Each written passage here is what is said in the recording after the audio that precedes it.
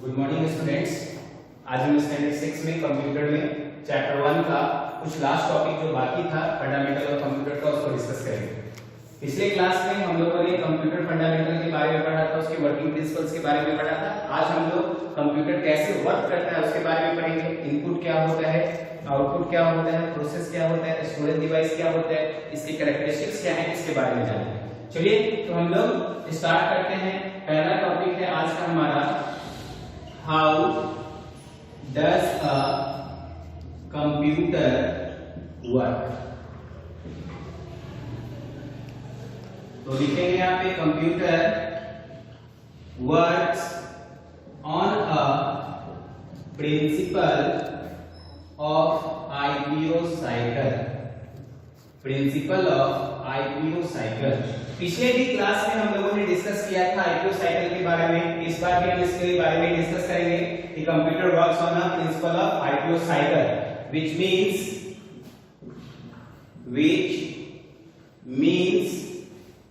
which means to input, process and output। चलिए, जिसका मतलब होता है इनपुट, आई का मतलब हो गया इनपुट, पी का मतलब हो गया प्रोसेस और ओ का मतलब हो गया आउटपुट। चलिए इसके स्ट्रक्चर को देखते हैं। ये हमारा हो गया इनपुट, ये हो गया प्रोसेस, आउटपुट, और इन सारे चीज के बाद इनपुट, प्रोसेस और आउटपुट के बाद जो है वो एक होता है, वो एक है हमारा स्टोरेज।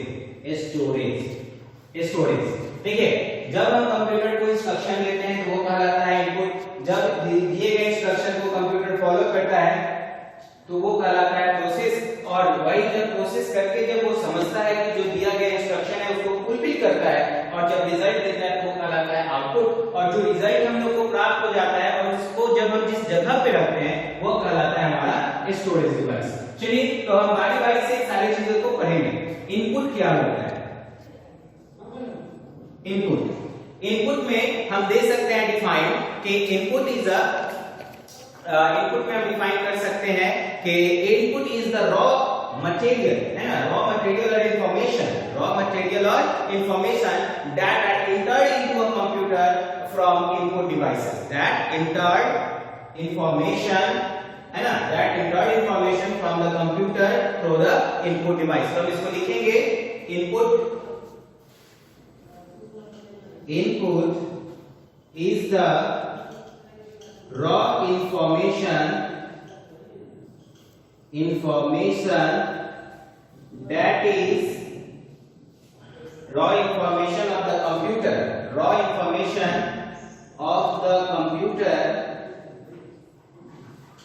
है ना। Input is the raw information of the computer that is entered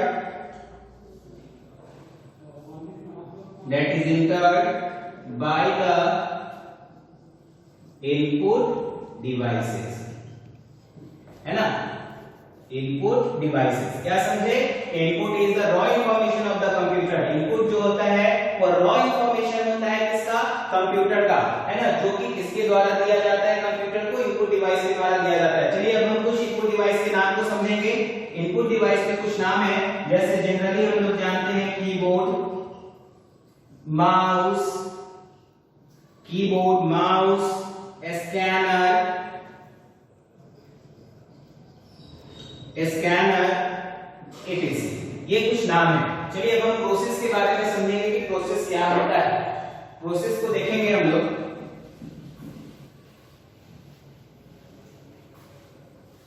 process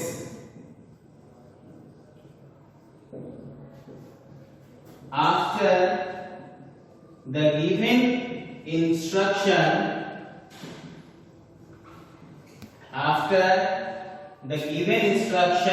of the computer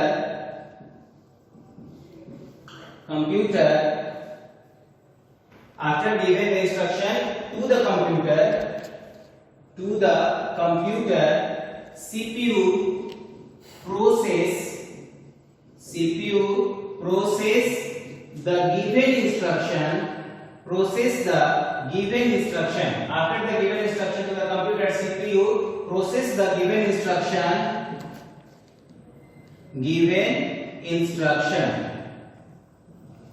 Given instruction. कहने का मतलब जब हम कंप्यूटर को कोई कमांड देते हैं तो सीपीयू जो है उस गिवन कमांड को प्रोसेस करता है ना। जिसमें एग्जांपल अगर हम प्रोसेस क्या देंगे तो सिर्फ एक आता है प्रोसेसिंग डिवाइस में, वो है हमारा क्या, सीपीयू, जिसको हम लोग जानते हैं कि सीपीयू को हम लोग बोलते हैं क्या, ब्रेन ऑफ अ कंप्यूटर। चलिए अब हम नेक्स्ट टॉपिक पे चलते हैं जो है हमारा output.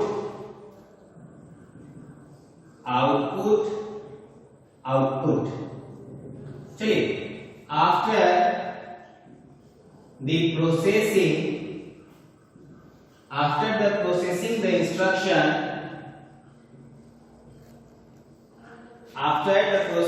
instruction, the computer gives the result as output। जब सीपीयू जो है हमारे द्वारा दिए गए इंस्ट्रक्शन को क्या करता है, प्रोसेस करता है, और प्रोसेस करने के बाद जब कंप्यूटर उस इंस्ट्रक्शन को एज अ रिजल्ट शो करता है तो वो हमारा कहलाता है क्या, आउटपुट। अब नेक्स्ट टॉपिक पे चलते हैं हम लोग जो है कि क्या, स्टोरेज को देखेंगे कि स्टोरेज क्या होता है। चलिए स्टोरेज,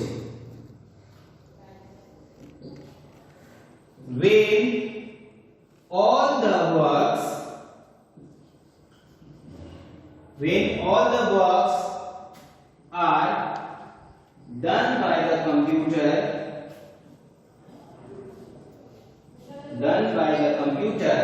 and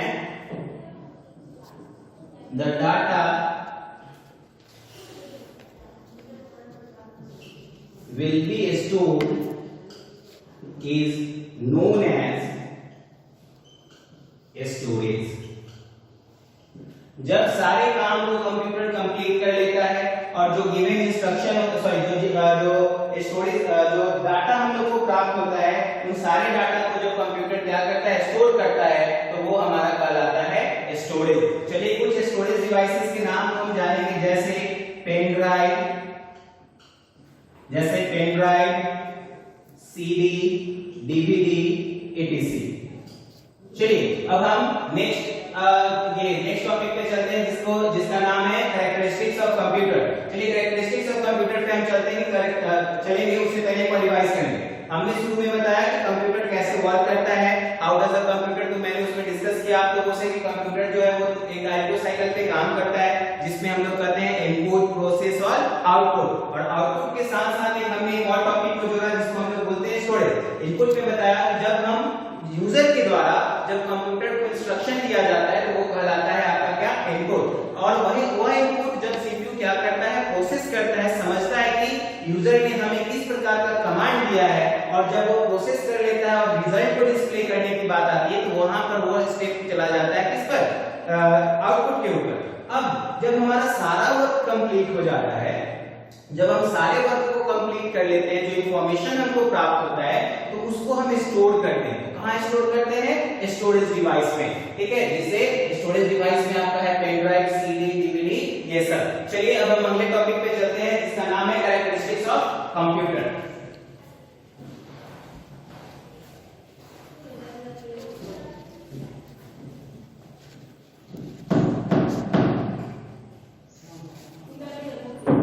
चलिए अगला टॉपिक है हमारा characteristics of computer.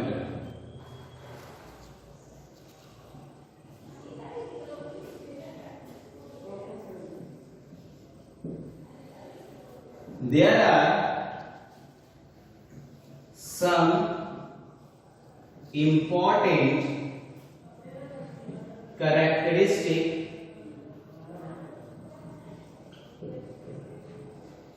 of computer। चलिए पहला है स्पीड, दूसरा है हमारा एक्यूरेसी, तीसरा है हमारा डिलीजेंस, चौथा है हमारा स्टोरेज, पांचवा है हमारा वर्साटिलिटी। तो ये 5 इंपॉर्टेंट कैरेक्टरिस्टिक्स है कंप्यूटर के, जिसमें पहला है आपका एक्यूरेट स्पीड, दूसरा है आपका एक्यूरेसी, तीसरा है आपका डिलीजेंस, चौथा है आपका स्टोरेज और पांचवा है आपका वर्सैटिलिटी। चलिए तो हम स्पीड के बारे में समझेंगे। तो स्पीड में हम क्या समझ सकते हैं कि कंप्यूटर किसी भी वर्क को at a high speed perform करता है विद नैनो स्पीड और माइक्रो स्पीड में। ठीक है, तो हम लिख सकते हैं it work very fast, it work very fast at a high speed, at a high speed, it work very fast at a high speed as nanosecond, accuracy में लिख सकते हैं it work, कंप्यूटर एक्यूरेसी में आप sorry speed की बात करें तो it works very fast at a very high speed as nanosecond और माइक्रोसेकंड के स्पीड में क्या करता है, काम करता है। एक्यूरेसी की बात करें तो computer perform calculation without make any errors with 100% accuracy, है ना। Computer perform calculation with 100% accuracy या 100% एक्यूरेसी के साथ अपने कैलकुलेशन को परफॉर्म करता है। अब डिलीजेंस की बात करते हैं। कंप्यूटर जो है वह एक साथ में एक समय पर डिफरेंट टास्क को सेम स्पीड के साथ सेम एक्यूरेसी के साथ परफॉर्म करता है, उसको हम लोग बोलते हैं डिलीजेंस। डिलीजेंस क्या बोलेंगे कि computer work very fast at same speed with same accuracy, with same speed and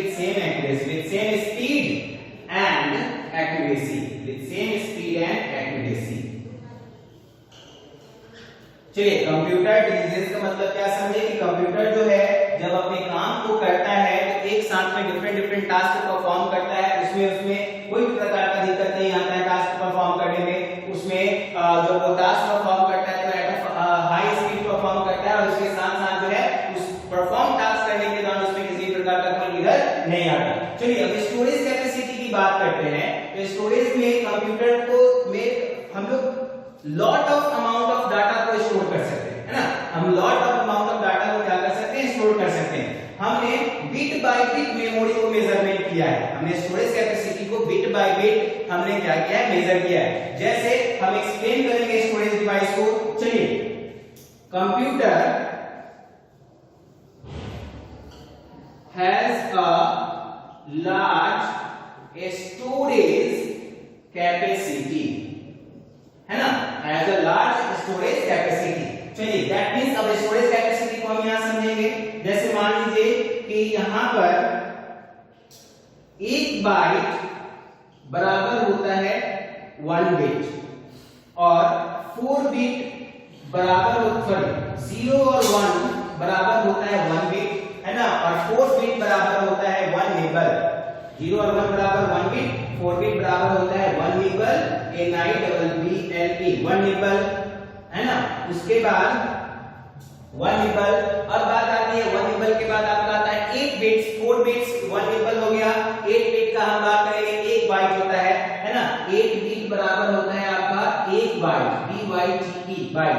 1024 bite बराबर होता है 1 KB, जिसको हम लोग बोलते हैं किलो बाइट, जिसको हम लोग क्या बोलते हैं, किलो बाइट।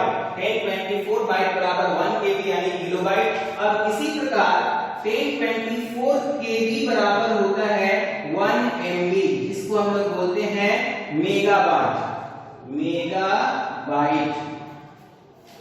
इसके साथ साथ 1024 MB बराबर होता है 1 GB, जिसको हम लोग बोलते हैं गीगाबाइट, जिसको हम लोग बोलते हैं क्या, गीगाबाइट। अब 1024 GB बराबर होता है 1 TB, इसको हम लोग बोलते हैं टेराबाइट। ये हमारा मेमोरी मेजरमेंट है जो स्टोरेज कैपेसिटी हमारे कंप्यूटर के पास। इतने अमाउंट में हम लोग क्या कर सकते हैं, किसी भी प्रकार के डाटा को अपने कंप्यूटर में स्टोर कर सकते हैं। चलिए लास्ट है हमारा पांचवा पॉइंट, जो लास्ट पॉइंट है हमारा पांचवा, वो है वर्सैटिलिटी। वर्सैटिलिटी इसका मतलब होता है, वर्सैटिलिटी का मतलब होता है कि जब कंप्यूटर एक ही समय में ढेर सारे वर्क को परफॉर्म कर सकता है, जो परफॉर्मेंस कैपेसिटी होती है, उसको हम लोग बोलते हैं वर्सैटिलिटी। दैट मींस इसमें हम लिख सकते हैं कि computer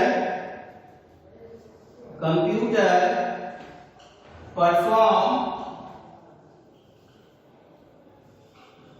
many task at a same time. Computer जो है एक साथ में ढेर सारे वर्क को परफॉर्म कर सकता है सेम समय पर। तो चलिए आज हमने क्या क्या पढ़ा, हाउ डज अ कंप्यूटर पढ़ा कि how does a computer work, input क्या होता है, प्रोसेस क्या होता है, आउटपुट क्या होता है, स्टोरेज कैपेसिटी क्या होती है, कैरेक्टरिस्टिक्स ऑफ कंप्यूटर में पढ़ा हमने, स्पीड क्या होता है, एक्यूरेसी, इंटेलिजेंस, स्टोरेज में हमने मेमोरी मैनेजमेंट के बारे में जाना कि कंप्यूटर के पास अभी तक मेमोरी मैनेजमेंट की कितनी क्षमता है, उन सारी चीजों को हम लोगों ने जाना। उसके बाद हमने लास्ट टॉपिक को समझा वर्सैटिलिटी को। चलिए ये चैप्टर जो है चैप्टर 1 ये यहाँ पर नहीं हुआ है, जो होम असाइनमेंट दिया जाएगा उसको आप कंप्लीट करेंगे और इन चीजों में जो प्रॉब्लम होगा उसको हम लोग डिस्कस करेंगे। चलिए थैंक्स।